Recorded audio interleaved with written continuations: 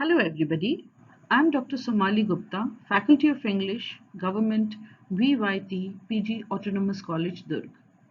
Today I'm going to talk about Madame Bovary, a novel written by Gustave Flaubert. This book has been included in Semester 4, Paper 4 for Hemchand Yadav University, Durg.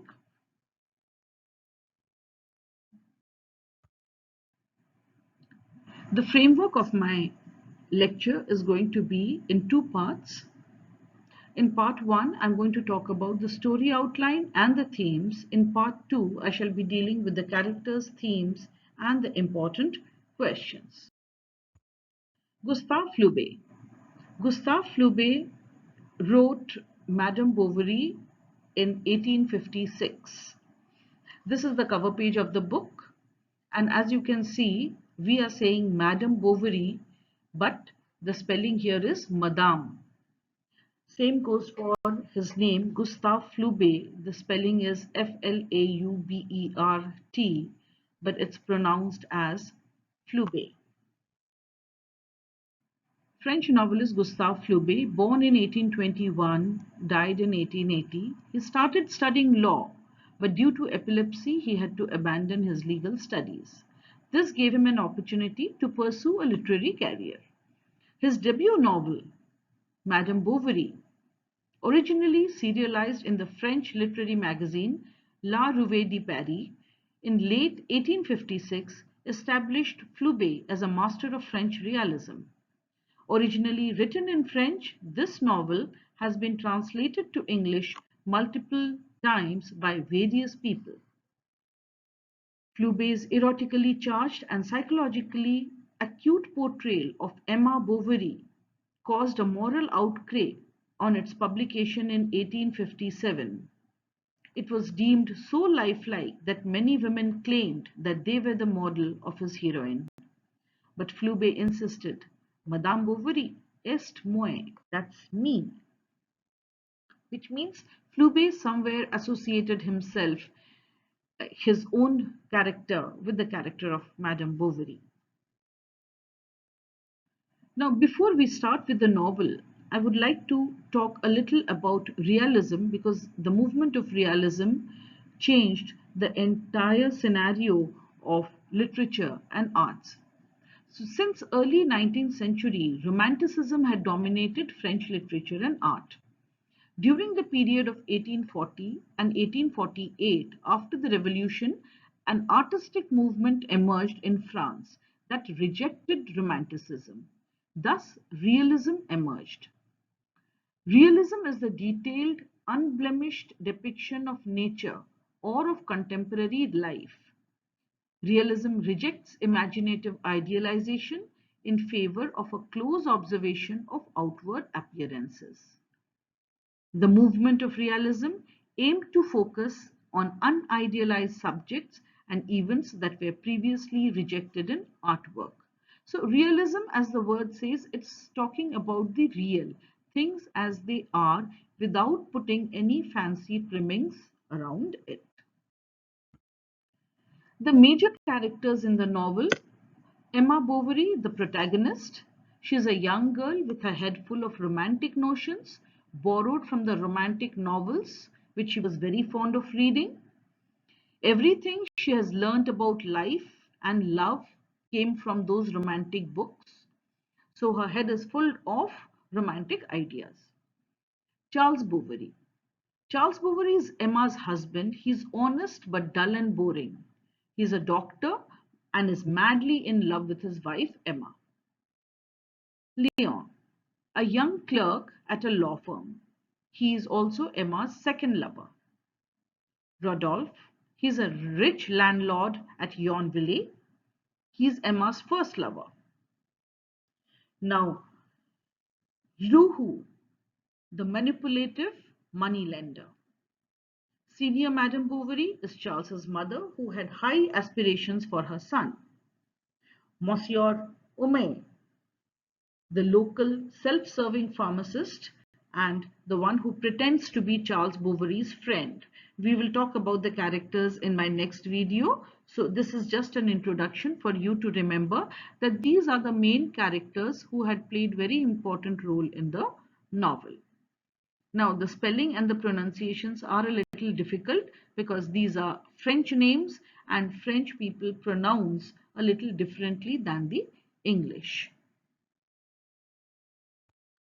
Now for the story outline. Madame Bovary tells the story of Emma, a young peasant girl with a head full of romantic notions imbibed from the romantic novels, who marries an older Dr. Charles Bovary to escape the dullness of rural life.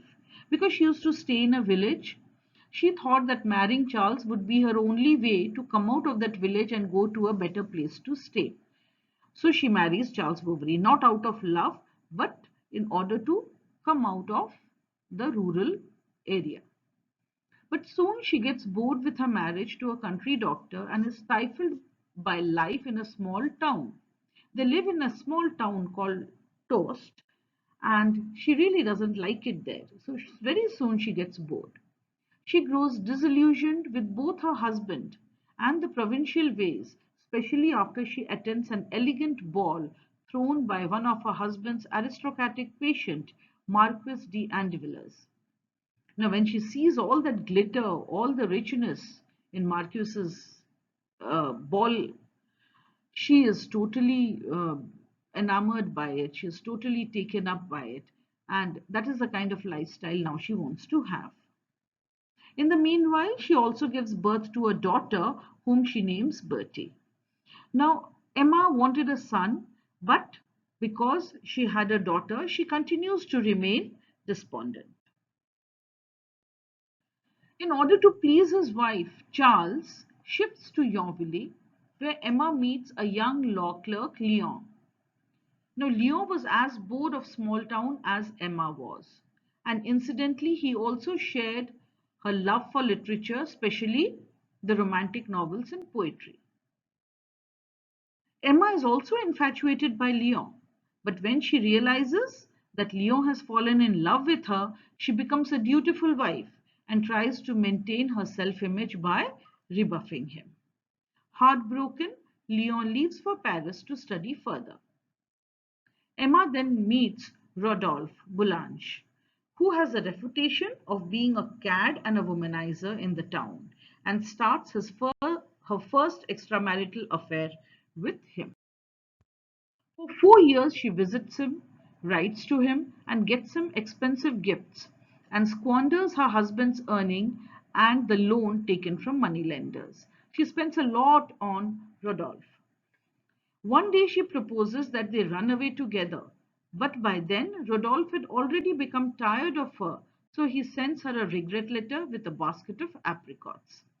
Shocked by his betrayal, Emma falls sick and recovers only after Charles takes very good care of her, Charles's intensive care. Charles lands up in financial trouble too, after he clears Emma's debts and takes care of her treatment.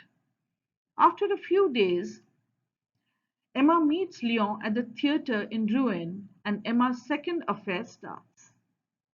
Emma keeps traveling to Rouen to meet Leon, and once again spends on gifts, dresses, and travel, taking money from the moneylender Liu Hu, who lends her more and more money at exaggerated interest rates. Over time, Emma grows bored of Leon, but not knowing how to abandon him, she becomes increasingly demanding. Meanwhile, her debts mount daily. Eventually, Liu Hu orders the seizure of Emma's property to compensate for the debt she had accumulated. Terrified of Charles finding out, she frantically tries to raise money that she needs. She reaches out both to Rodolphe and Leon, but they nowhere to go. She looks for an option for quick death and tries to commit suicide by swallowing arsenic, but her death is slow and extremely painful. Her husband Charles, who loved her dearly and in whose eyes she could do no wrong, learns her truth only after her death through the letters she had written to her lovers. Charles dies grief-stricken and destitute, and their daughter is sent to her grandmother, after whose death to a distant aunt who sent her to work in a cotton factory to earn a living. Now, this is where the story ends, and now for the major themes in this novel. The central theme is desire and unrealistic expectations. Extreme desire and totally not in touch with reality is what led to this tragedy. But there are a few other themes also that once we have dealt with the external theme, we can look at the other underlying themes too. Some people find that there is a quest for true love. Had Emma found true love, had she really found the person she wanted to marry, then the whole story would not have unveiled this way. Then it also talks about middle class dreams, how middle class people constantly look at rising above their own standards. The influence of romantic movement. During the romantic movement, all the notions that came into play, that was seen as one of the reasons for the tragedy. The conflict between dreams and reality, and a critique of French bourgeois. Now we must understand the meaning of the word bourgeois, because Flaubert has used this word in the novel. At the time Flaubert was writing, the word bourgeois referred to the middle class people, people who lacked the independent wealth and ancestry of the nobility, but whose professions did not require them to perform physical labor to earn their living. Their tastes were characterized as gaudy and materialistic. They indulged themselves as their means allowed, but without discrimination. The mediocrity of the bourgeoisie was frustrating to Flaubert, and he used Emma Bovary's disgust with her class as a way of conveying his own hatred for the middle class. Madame Bovary shows how ridiculous, stifling, and potentially harmful the attitudes and trappings of the bourgeoisie can be. In the pharmacist Ume's long winding know-it-all speeches, Flaubert mocks the bourgeois class pretensions and knowledge and learning and its faith in the power of technologies that it doesn't completely understand. Now, this was how Flaubert saw the bourgeois, and within the novel, not only Ume, not only the elder Madame Bovary, but also Charles Bovary's first wife, Eloise. These people represent the bourgeois in the French society in those days. So thank you very much. Now in the next section, in the next video, I shall be talking about the characters and once again about the themes and the important questions that are asked from Madame Bovary.